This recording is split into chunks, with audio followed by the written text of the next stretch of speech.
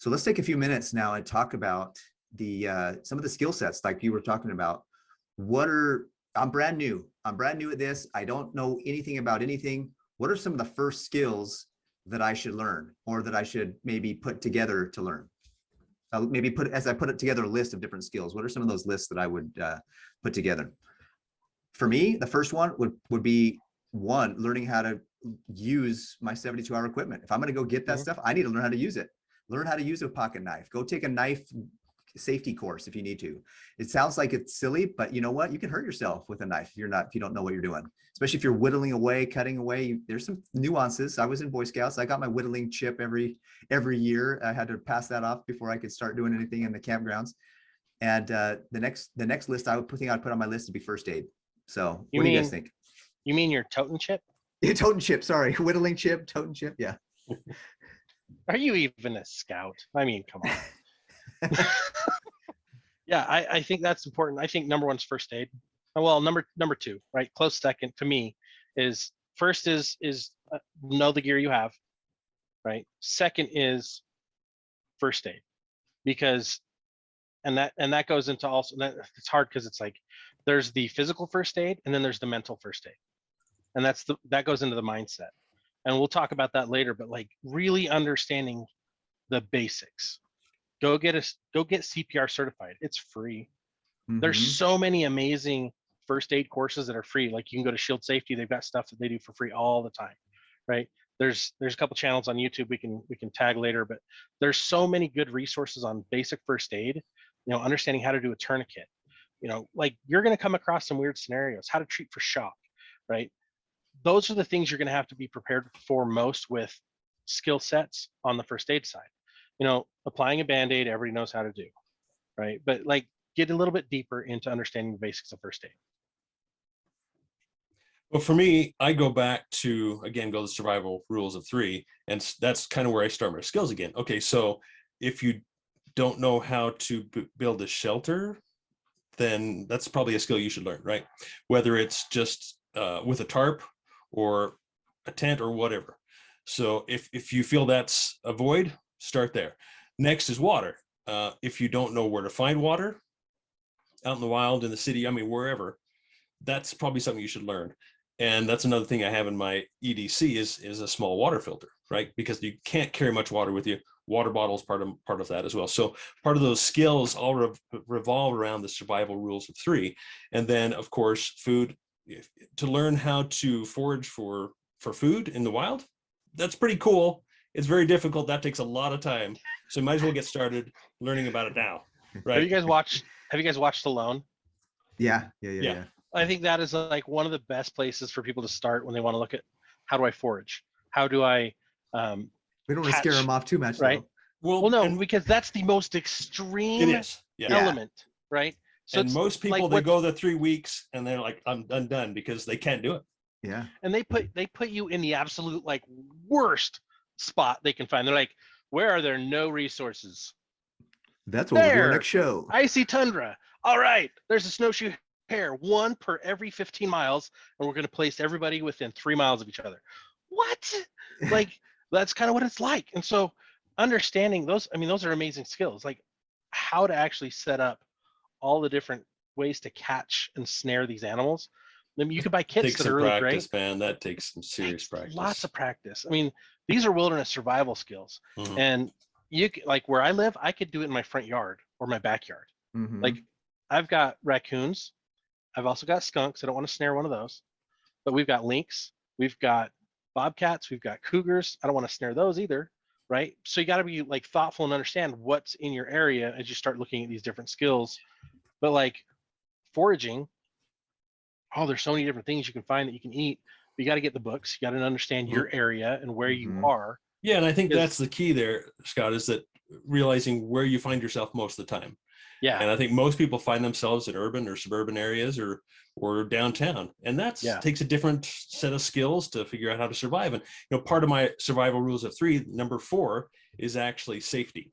And so what does that really mean? That means being able to defend or protect yourself, right? So that's where, learning how to use one of these comes in, and all the nuances with it as well. I mean, that's a huge topic and take an entire day to discuss. But for those of you who are listening, Shane is showing things, so you'll have to jump on our YouTube channel or our Rumble channel or one of our visual channels to see what he's showing. And they're blending in with my background, so they're not showing very well. We got to get you an actual static background soon, so that you can show us your cool gadgets, like your flashlight and your pew stick, your boomstick, right? Well, it's actually not a boomstick. It's a we got to be careful what we say on YouTube for the right. YouTube. That's right. Not disclose too much information. So, but yeah, it's like understand your skills, understand what are your strengths, play to your strengths, but also assess your group and look at who has different skill sets within your group, and maybe you give people different specialties. Like my wife is the most ridiculously organized person I know, so when it comes to putting our lists together and documenting everything, we have like an amazing inventory of everything we have. And it's because of her. And we've got it in multiple locations. And every time I pull a can of anything, if I do not list it on the replenishment list, I get not just scolded, but I get dirty looks. You're busted, bro. And I'm like, I get ranked down pretty fast. They're like, boom, you're out. Drop and give me 50 push-ups. Like she'll let me have it. And that's so cool. Find the strengths that you work well with and really build those things. If you're more about shelter, get really good at shelter, right? Maybe your house or your car or something else is going to work for now, but if you find yourself away from those things, practice. Find a place to practice and get used to building those types of things. If you didn't grow up in Boy Scouts, right, or Girl Scouts, or if you didn't grow up doing the wilderness survival types of things, go practice. Yeah, because you can build some pretty great things once you learn how. One thing I was going to say too is that it's when you're in an emergency situation, you might not be able to find the lighter or the scripto. You're going to have to learn how to start a fire on your own, and that might be your only source of heat.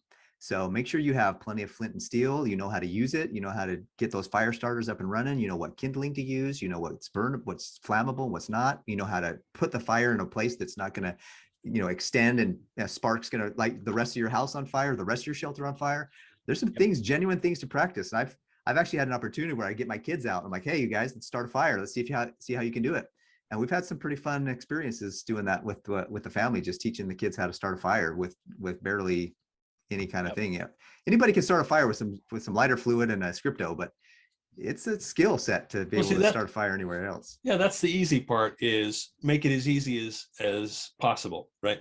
Yes, it's nice to know how to start a fire with flint and steel or with a bow drill or whatever, but why not just stick a lighter in your pocket or have a lighter in your go bag, right? Make it easy. And then it gets a little harder if you're outside and it's rainy and wet, and then you got to find tinder. I mean, that takes some experience and some knowledge to learn as well. So make it as easy as possible on you, and just have those things with you. But also I wanted to mention a few things, and Scott had started to bring that up a little bit, is that, and I'll just dig right into it. It's fitness, being healthy and in shape. And we're talking about skills. You can't practice a lot of these skills that you need to survive unless you have the health and the fitness that you need. So that's one of the things I had on my list, my show notes, and that I was prepping for, is survival rules of 3, fitness.